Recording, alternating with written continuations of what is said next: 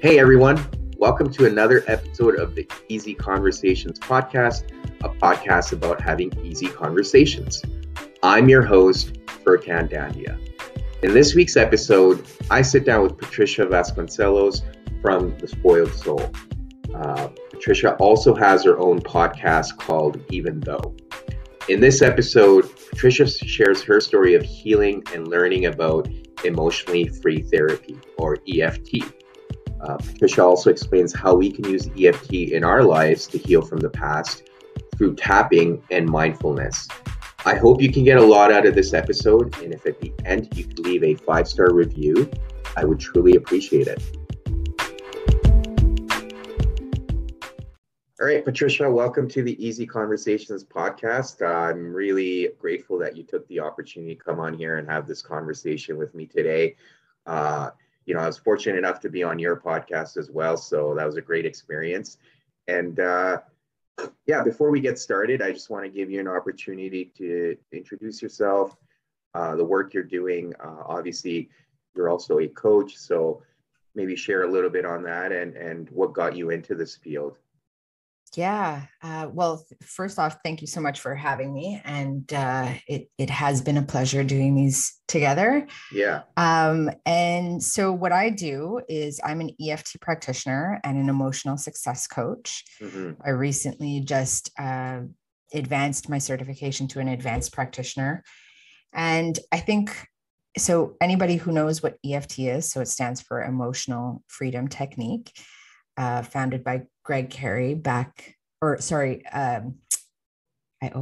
always mess up his name. Gary Craig. Thank you. Gary Craig, many years ago. And it basically, all you're doing is you're tapping on a bunch of different pressure points or that govern different meridians in the body, mm-hmm. while going through talk therapy, essentially. What I love about what I do is I was certified with NEFTI, which is the National EFT Training Institute here in Canada, founded mm-hmm. by Nancy Forrester, who is the founder of Conscious EFT. So mm-hmm. she's kind of taken EFT from what it was and made it a lot more trauma sensitive. Which is, to me, just so important. Yeah. Because there's so many different aspects, like in this world, the wellness world, even just going through like a meditation or yoga, for example, and some of these movements that can be kind of triggering for people, or even just hearing the phrase, okay, take a deep breath. Mm-hmm. For somebody who's been in extreme fight or flight for majority of their life, take a deep breath could be the tipping point of a full-on anxiety attack. So I love my version, or the version that I have learned, I should say, mm-hmm. For practicing conscious EFT, because it gives my clients the safety that's needed to work mm-hmm. through mm-hmm. all of their past events and learning how to cope. Right. Really. So when you say conscious EFT, it's more on the mindfulness side, where you're really engaging with where you're storing that trauma and how to bring it to presence. Is that kind of the essence of it? Okay. Yes. So there is definitely a tie, as you know, with how the body holds on to trauma mm-hmm. and all of those stressors. And we're not just talking about like the big T traumas, got into a car accident, or I was, abused, or any of mm-hmm. those other things, but just the way we hold on to stress in our lives, the way we, walk into work with our shoulders up to our ears, and, all those little things that we hold on to and don't even realize. Yeah. So that real somatic experience of just getting us to realize that it is safe for me to be here right now. Mm-hmm, mm-hmm. And the body doesn't really understand the difference between an actual saber-toothed tiger that we had to run from at one point in history, and our boss telling us to go fix an error on a project we made. Correct. Yeah. So getting ourselves to that point into what we call in the field the window of tolerance. Like I love the bandwidth metaphor that you used a while back, and held on to that one. But what we use is the window of tolerance, and that for us, or for me, and for what I teach my clients, is being within that window of tolerance and trying to expand it to a point where we can deal with those every day, because we can't stop the stressors in life. So being able to cope with them and how to get through them, and eventually getting to the point where we can understand a lot of this stuff isn't even about us. Yes. Yeah. Is like for me, the key, the most important part. For sure. So, and I guess, so that's kind of where you're specializing in, but maybe a little bit more about yourself, kind of the journey you've been on and what got you to this point. Yeah, that's a great one. So I think correct me if I'm wrong, because I know a lot of the coaches in my life have become coaches because they've needed coaching, because they've needed their own way to get to a point of relief or healing, I guess. Yeah, that's been my experience for sure. Yeah, same here.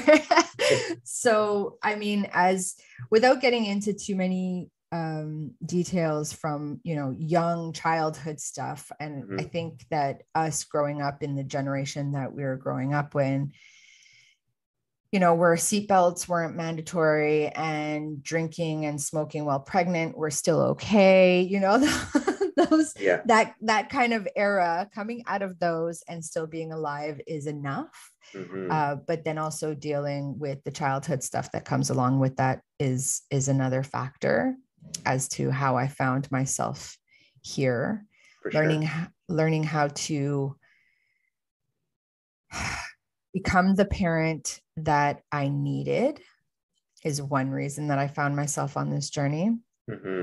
And kind of growing up in the school of hard knocks, I also had an abuse situation when I was a young child as well. So I had to learn as an adult how that actually affected me for basically all of my life.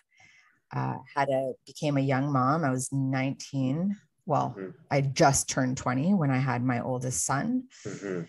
I had to navigate becoming an adult next to him as opposed to before him. Yeah. And got married, had 2 more kids, thought I was in just like the most amazing relationship ever. And nothing against my ex-husband. We're great co-parents now, but we just weren't ready to be married. Yeah. We still had all of our own stuff to deal with before we can get into a relationship with another person. At 28 years old, I was celebrating my birthday with a heart monitor on my chest because I was going through some pretty intense scenarios in my life. Being self-employed, 3 kids, in the midst of a divorce, and all of that happening all at once. I was pretty much at my rock bottom at that point. I was self-soothing through, a minimum of a bottle of wine every night while trying to function as a mother. And then one day it clicked for me that there had to be something better for me. And it started with one day I was wearing jeans and runners, and I decided that I just needed to start running. And I did that. I ran for a good 2 hours. I don't know where I was going or where I was going. That I had after I run was very freeing, and I just knew that I had to do better for myself. So that's where it kind of all started. I started looking into mindfulness, started meditating, started practicing yoga, found a slew of different practices And then one day at 4 a.m., I found this workshop about EFT, which I had never heard of before in my life. I'm like, what are these people doing? Tapping on their faces while repeating a bunch of crazy statements. And I went, and it was the workshop that changed my life. Yeah. So, and here I am today as an advanced EFT practitioner, helping others to find their freedom from. Yeah. No, that's amazing. Thank you for sharing all that. And, it's amazing the work you're doing now, and hopefully helping others through the same journey, right? Like we talked about, we all kind of needed that at some point. So we feel that it's important to be able to give it to others, right? So, I feel like that's something you're doing as well. And it's admiring in that sense. But and continuing along the lines of EFT, like, and you've talked about how, I guess, the version you've learned is more on the conscious side, and we kind of talked about mindfulness, but perhaps can you share like a little bit more details on what can people do? Like, so if I'm listening to this and I really want to employ this technique in my life, what are some things I can do to really to get that emotional freedom from, and most of the time it is things we've held on to from the past, right? So how can we put all that together? So here's a really important point to all of this. And I find that a lot in this world, there's a lot of pushing into, you got to feel it to heal it.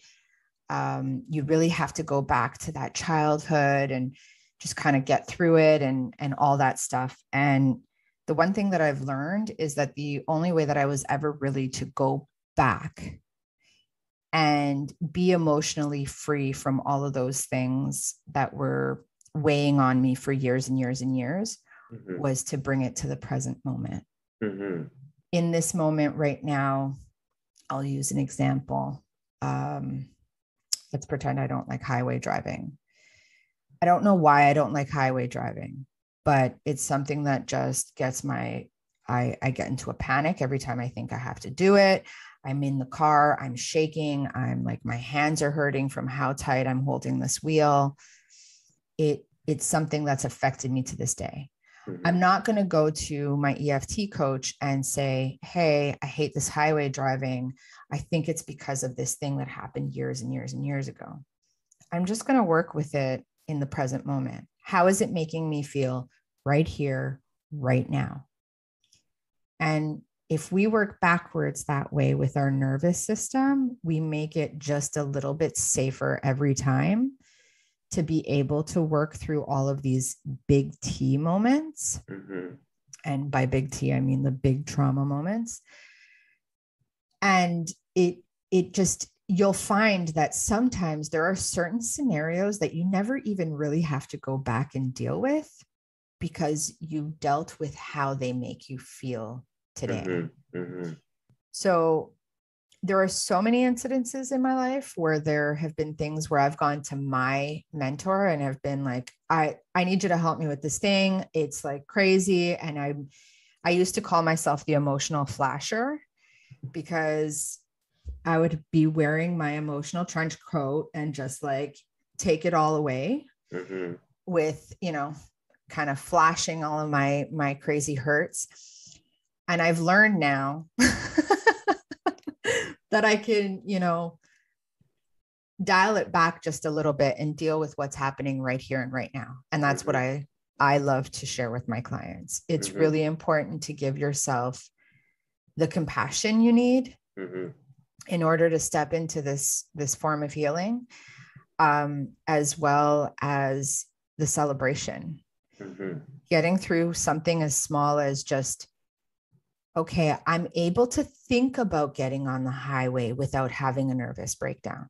I'm not going to get there yet, but I'm able to think about it. And I think I can start thinking about it. That's a celebration. Yeah. And that's something that in conscious EFT we do because it opens up the nervous system to be able to say, oh, okay, maybe I can work on the harder stuff. Mm-hmm. Maybe I can get through those things that are really heavy and weigh on me. Yeah. And the celebration, creating, like the reinforcement of how important it is to fill the negative void that we just kind of cleared up with Mm-hmm. something really, really positive. So that way there's no space for it anymore. Yeah. Is super important. Now, the technique itself, what we do typically for me with the coaching, if I had a new client, for example, of course, building a rapport and a safety with this person, just even talking to me is super, super important. And sometimes I don't end up tapping with them until I'm like 2 or 3 sessions in, because I'm just learning their language. I'm learning, how they feel about certain things, and just doing little exercises of working on just your breath. We're going to tap about just like, okay, right now I'm breathing and it's maybe a 6 out of 10, so on and so forth. So those really baby steps. And I know that some people, by some people, I should say, I know I had a really hard time with the baby steps in the beginning because I just wanted it to all go away real quick. Yeah. But I learned quite quickly that the baby steps are super, super important. So when you're working through in an EFT session, this is kind of difficult on a podcast, but if you guys want to go and check out my Instagram, you can find all the actual points and where they are. But we start with the side of the hand, and we use a setup statement. So I'll use my highway example again. Even though I'm petrified of being on the highway, I love and accept myself anyways. Remembering that sometimes the language is the most important part. I have some clients who really cannot utter the words, I love and accept myself anyways. They'll get to the point where maybe they accept that's how they're feeling right now, or I accept that's the way it is. There are many different phrases that we can use as long as it's a language that they can comprehend and that they can relate to. Because the last thing that we want to do is cause any more upset when we're trying to make somebody feel better. Yeah, for sure.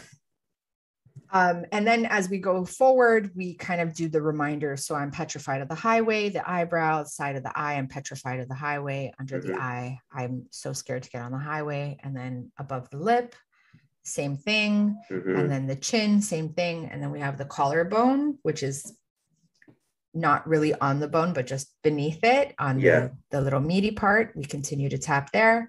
There's the underarm, which is just right about 4 inches from the actual underarm at that rib point. And then the last one is the top of the head. Now, remembering that many different people train with this, and there are different sequences. Some people start with the eyebrow and finish with the head. Some people start with the head and finish with the side body. There are different ways. It really doesn't matter how. As long as you're hitting these points. And even I'll tell my clients sometimes, if there are some points that are really uncomfortable for you, don't do them until you're ready. If, the eyebrow one is triggering, maybe there is a head trauma of some sort, don't do it. Skip it until you're ready to. So there's a diligence in the practice of just practicing it every single day.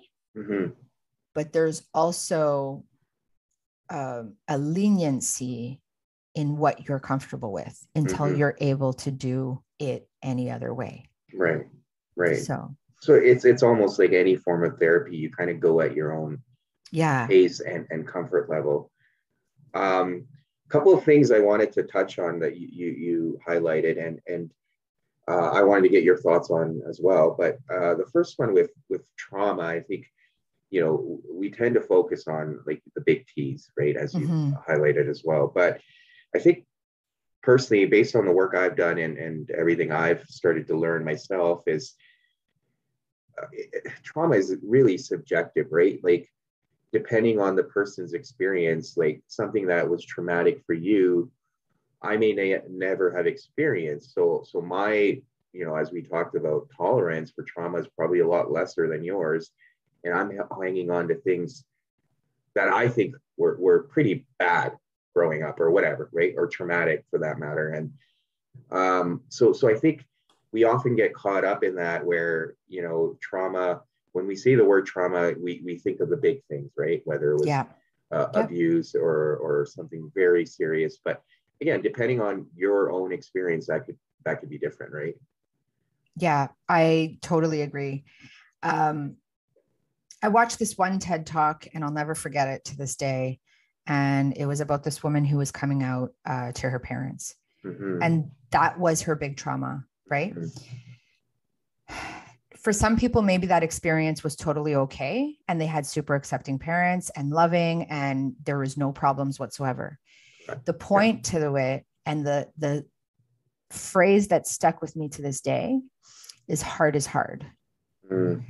And it doesn't matter what your heart is, what my heart is. Mm-hmm. Hard is hard. If the hardest thing I ever had to do was learn how to drive on the highway, that's still my hardest hard. That's the worst thing that can happen to me. Mm-hmm. So yay for the fact that maybe I didn't have any other adverse childhood experiences. Great. But that was my hardest thing. Mm-hmm. So I stand from a point of, I don't care if coming into me and your hardest thing to get over was somebody made fun of me because I couldn't tie my shoes. Mm-hmm. Yeah. It left an imprint, obviously, or you wouldn't be in my office. Right. So I don't care how it is that the T, whether it be the small T or the big T, has imprinted on you. It has imprinted on you in a way that has affected your life till today, till you found yourself on my screen or in my office. Yeah. So hard is hard. And I think it's interesting that you bring that up because, some of my aces, my childhood hards were, well, pick up your big girl pants. It's time to get over that. Mm-hmm. Right? Mm-hmm. Yeah. When really all I was asking for, and maybe I didn't say it with my words, but all I ever wanted as a child is for you to turn around and say, give me that moment of, you're going to be okay. I'm here for you. What do you need? Right? So we can take that out and put it in any scenario that you want. Right. So whether it's with a partner, whether it's with a boss, a parent, yourself. Yeah, of course. Right. Yeah. So, And that's a good segue into the next point I wanted to touch on that you mentioned earlier was, as we start working, you said, as we start working through things, it just becomes easier. And I think part of it is, the reason why it becomes easier is in my personal opinion, we're able to identify the pattern from childhood. So once we've looked at one incident and worked through that one, the other incidents become easier because they were all part of that pattern. And we all have that narrative from childhood, right? So you mentioned the narrative you heard, be a big girl or whatever. Or in my case, it was like, man up, stop crying, whatever it was, you could do better. So we continue to carry that pattern into our adult life. And then when we, fortunately for people like us, we're able to work through it or get that support, we're able to identify that pattern.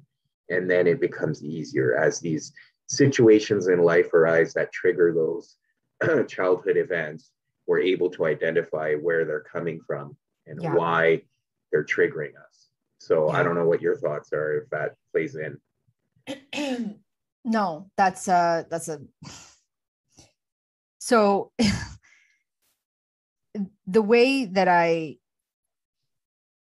see it is that those triggering, and it's interesting because the way that our brain translates this as we I'm stumbling on my words because I'm quickly going from one place to another. The way that our brain translates this as an adult is so interesting. Mm-hmm. So finding those moments when I've had my major ahas, and I have to say that my mentors and all the people who have helped, like all of my colleagues and the coaches that I still see for myself, Mm-hmm. for Yeah. my own personal growth. Of course.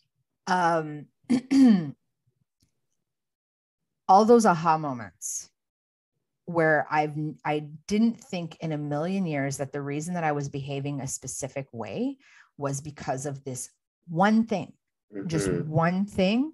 And it's from, I don't know, maybe I was 5 and somebody told me time to pick up your big girl pants, for example. Mm-hmm. And that turned into, I can't ask for help and I have to do everything on my own. I have to turn 28 with a heart monitor on and be okay. Mm-hmm. I have to go through a marriage where I'm not happy because I'm trying to not make other people unhappy. Mm-hmm. Mm-hmm. So when we start to have these things of, now I see where that kind of all stemmed from. I can see that 5-year-old little girl in this 28-year-old girl wearing this heart monitor. Mm-hmm. And today in this 40-year-old woman who's, trying to still navigate through life, even though I've done so much healing on my own. Yeah. So there's this tie, and yes, it gets easier to be able to look back at those moments. Like I can talk about these moments now, with compassion and love and a bit of a chuckle even, because those were the tools. I know that it was the part that hurt me, but if I didn't get there, if I didn't experience that, I wouldn't be here today where I'm like, now I get it. Yeah. And the reason why I say we're fortunate is because looking back, we, at least, I do feel fortunate and grateful because I've been able to identify a lot of those things. Right. And in your case too, it's interesting, like you said, at the age of 5, you were told to basically put your feelings aside. Right. Yeah. And that's the pattern that carried on to the point, like you mentioned, you were in a marriage that you didn't want to choose yourself because you were afraid of impacting others. Yeah. So that pattern just carried on. And yeah, I mean, looking at the present time too, like myself included, it's a constant journey, right? And the patterns I developed as a child, like they didn't come to my awareness until my mid 30s, and until a few years ago. So now I'm trying to reprogram myself. So of course I'm going to make those same mistakes, or I'm going to put myself in those situations where I repeat those patterns. And yes, I'm going to wake up and be upset, mostly with myself for letting it happen. But at least the awareness allows me to pivot and make a change and be more aware of it. So yeah, I guess what I'm trying to get at it's a constant battle. It's a constant journey of learning and doing things differently. And that's what makes it, I think, amazing. So yeah, I mean, that's great. So thank you for sharing a lot of it.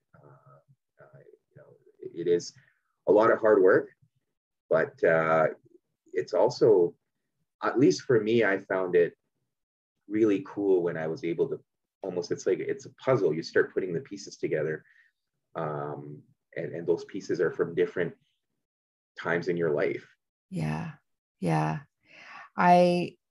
It's so interesting because I think the biggest one for me was learning that I can be the teacher and the student at the same time. I still had this idea where I had to have my big girl pants on and that I had to be this perfect coach before I could ever become I had to be this perfect person before I could ever become a coach. Yeah. And the other day, this was actually just coming back from my camping trip last weekend. and I caught myself in something before it happened. Mm-hmm. And we had a long day of traveling. We were up at, the crack of dawn, got into the RV, and we decided we were going to go check out a bunch of spots before we came back home, which was great fun. We had so much fun throughout the day, but it was the final stretch of the day. And I had to drop my boys off with their dad. Mm-hmm. And that was a bit of it wasn't a trigger like, oh, I didn't want to do it. It was just the time was getting to me. Right. Mm-hmm. Mm-hmm. And then the next thing I realized was I turned around and I said, are we going to get to a highway yet or what? And then I stopped and I was like, oh, sorry. I just realized that I'm getting a little bit stressed out and worried about the time. Mm-hmm. If this were me 5 years ago, I would have lost my shit. Yeah. I would have been crazy. I would have said, pull over. You don't know how to drive. I would have gotten in front of that wheel. I would have been like, just don't talk to me. Everybody be quiet. Like my anger would have got the best of me. And I would have been what I call Patricia the lunatic from, And I caught it. And it was just this huge celebration that I had with my kids, with my partner. And I was like, guys, I just caught a freak out. Like, and we had a celebration in the RV while we were driving. And then we still stopped for ice cream before we dropped them off. Cause it was like, what is going to happen if I get there late? Mm-hmm. Mm-hmm. Like, he's not upset. He's not at the door waiting for the kids to be dropped off, like stamping his foot. It was me. I decided that I needed to put that on myself. Mm-hmm. Mm-hmm. And then I caught it. And it was like, that was the moment that I needed. That was like the icing on the cake. Mm-hmm. Mm-hmm. Is you're going to have the moments. Mm-hmm. The question is how quickly can you come back from them? Mm-hmm. And even, are there some that you can prevent? Yeah. Yeah. And to have one of the first moments for me that was like a complete prevention case, that was a celebration. Of course. And you need to celebrate those moments. Absolutely. Yeah. But it's interesting, as you're sharing the story, your pattern is still evident, right? It's again, you're worried about upsetting someone else. Sorry. My dog is scratching at the door. So it is interesting how those patterns continue to carry on, even though we still have all this, I wouldn't say a lot of awareness, but a level of awareness where we feel comfortable knowing the work we need to put in. Yeah. And we're going to get tested. Oh, and that's the beauty of it, right? So very similar to yourself, like I find quite often I have these moments where I can feel that triggering inside of me where I'm ready to like get angry or upset about a situation. And it's those moments now having that awareness where, I feel like 85% of the time I'm able to pause and ask what's going on inside of me. Yes. Why is this upsetting me? What is this really about? Where is this coming from? And how do I want to, because at the end of the day, how I choose to react is totally in my control.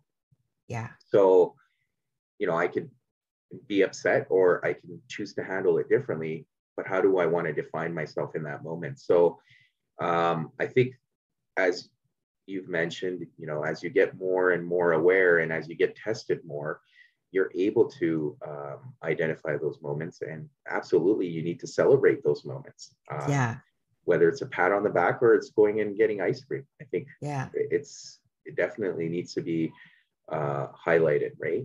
Yeah. And you're role modeling that behavior for your children as well.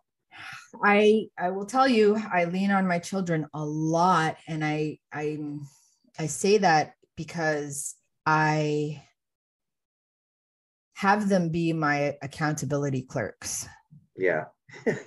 I will constantly say things like, for a while there was a bit of oh, sorry, guys, I didn't mean to yell.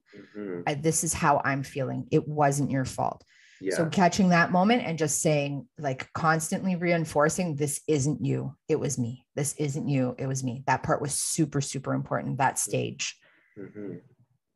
And now it's, if you ever feel like there's some sort of snarkiness coming from me, feel free to say, did I do something or is this you? And I promise you, I won't ever get mad at you for saying it. Right. And the second that was like a rule, everything changed. Because now here's a person who, number one, doesn't ever want to repeat history. Yeah. And number two, has now given myself 3 accountability clerks who remind me on a regular basis that I may be potentially affecting them. The second that I did that, not only for myself, but for them, and giving them that empowerment to say, whoa, this isn't about me. This is actually about you. And to be that age and be able to do that, I wish I could. I wish I had that ability when I was a kid, because for me, I was like, oh, wow, I must be a really shit kid because my parents are like, they don't think anything I do is good. Yeah. Right. Or whatever the kid, like, insert whatever phrase you put in there. Absolutely. So to be able to give them that empowerment, that freedom, there's going to be struggles. I have a teenager.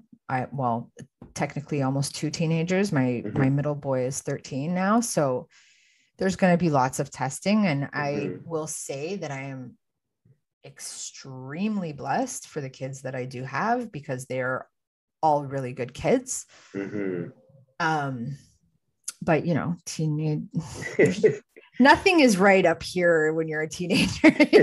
Like, you go through all kinds of forms of questioning and all that other stuff. So being a very patient parent is super important for the mother or the father of a teenager. So I'll give you that warning now. Yeah, no, I'm hoping I could freeze time. Yeah. Mine's my son's 8, so it's a great time. But anyways, it's all part of the journey, right? It's a fantastic time. My youngest just turned 10. Our camping trip was like his birthday celebration. And he is one of the most honest of them all. Like, it's true when they say, like, straight out of the mouth of babes, like, he is the prime example of that phrase, because time and time again, he'll be very honest and very open and get you reflecting really quick. So oh, that's great. Yeah. So the last question I had for you was, excuse me, was around the conscious part of the EFT. So I know you talked about the tapping. How do you build in the conscious piece? So I know we kind of went off a bit on a tangent, but I think it was well suited for this discussion to touch on trauma and patterns. But coming back to EFT, so you've got clients who are doing the tapping. How can they incorporate conscious? Because my understanding of what we talked about today, that's a bit more, I think, a bit of a hybrid, right? In terms of the therapy, the way it was intended and the way it is, the way you're teaching your clients. Absolutely. So luckily, again, for me, and this is my personal opinion because it's my personal experience. Yeah. I was super lucky to have found that workshop at 4 a.m. because it was with the exact person that I needed. Not only was she in the midst of creating what is now conscious EFT, did I get to learn it as she was creating it. She also tested and triggered me in many ways, not because she wanted to, just because it was a reflection that I really needed. Yeah. So that part being aside, conscious EFT which was kind of the adapted from regular EFT by Nancy Forrester at NEFT. There's a 4-phase model for this. And it's, like I said, when I meet my clients, there's like that step 1 of like safety and just symptom management and self-regulation. I'm not talking about anything that happened when you were 2 or 5 or 10 or 25. I'm talking about what's happening right now. And let's just get you breathing normal again. The second part to that is just things in very recent history. So resolution to adult painful events. So I lost my job, things that are very, very recent. Yeah. You'll find that a lot of the times the things that are very, very recent are tied to some of those, past traumas, but we keep it about the here and now. How is this affecting you right now? We're not going to go into you lost your job because once upon a time your dad told you sucked at art. We're going to go into I lost my job. What does that mean about me today? How am I behaving? What do I feel in my body? What is the exact emotion on a scale of 1 to 10? How can I make this a 0? Right. Before I go into any sort of resolution of those childhood traumas or adverse experiences. Step 3 would be going into what we call those childhood things. So we've already gotten to a point where even if I get into a state of overwhelm because I'm dealing with something and I just need to have a good cry and let it out, I'm totally okay. I can tap my way through it because I have certain clients where, maybe not every single session, but, every other session or every 3 or 4 sessions, there's like a really good cry out. We get over something pretty big. And at the end of that, they're like, oh, I feel so much better. So there's that huge release. Only with clients who are at that point, who have been tapping with me for a while or coaching with me for a while, will I kind of, dip my toe into that pool of water for any of those childhood things. And then of course, step 4 is, we call it the phase 4. It's the positive reinforcement of everything. Now, she puts this on there as step 4. But this happens all the time. Step 4, I do first. You made it here. Let's celebrate. You learned how to breathe normally. Let's celebrate.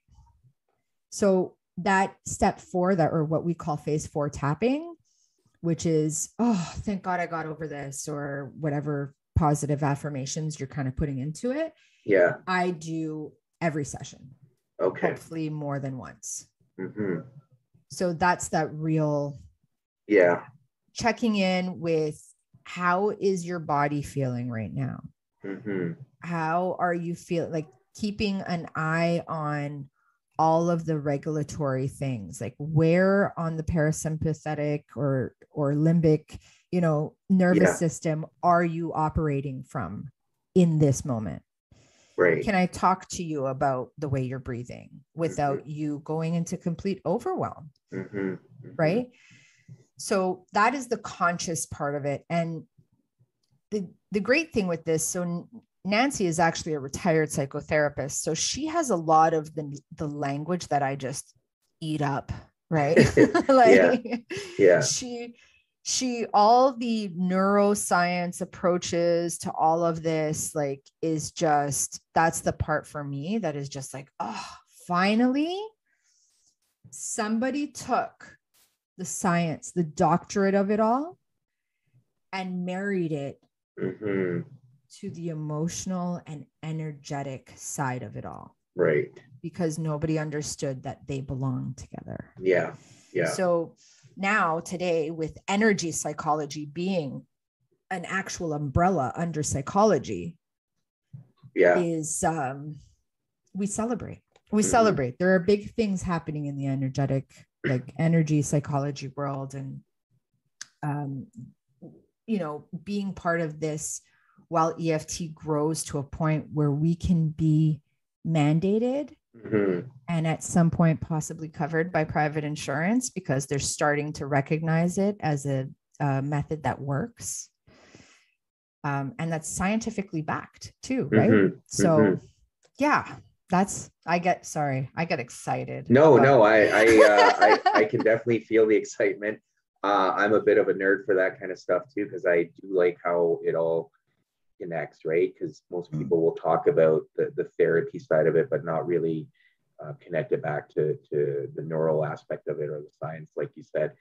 No, that's great. And I thank you for kind of sharing that other aspect of EFT with almost very mindfulness type of practice, right? Where people, when they're meditating or doing yoga, they're in tune with their breathing and their body and where they're feeling things. So I think that's equally important to build that in.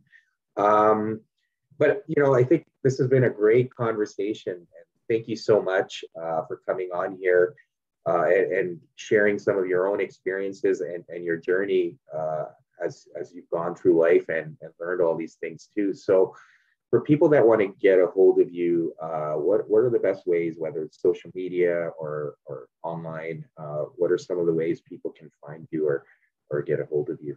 Yeah. So you can find me on all of my social media, Spoiled Soul. Spoiled Soul was, my business when I was still reaching for all of the things to make me feel better. I kind of started with a lot of like the essential oils and all those like wellness products. So Spoiled Soul was the name that stayed and stuck. I never got rid of it as a practice because I still, one day I'm going to have a wellness center. So it's going to stay. Yeah. But yeah, that's where you could find me on either Instagram or my website, which is spoiledsoul.com. And you can find me through all of my resources there. Perfect. Well, thanks again. Super grateful for you to come on here and have this conversation with me today. Thank you. Thank you for tuning in to another episode. As always, please subscribe to the podcast if you enjoy the episodes, or leave a comment in the comment section. I always love hearing from you. Thank you again, and until next week.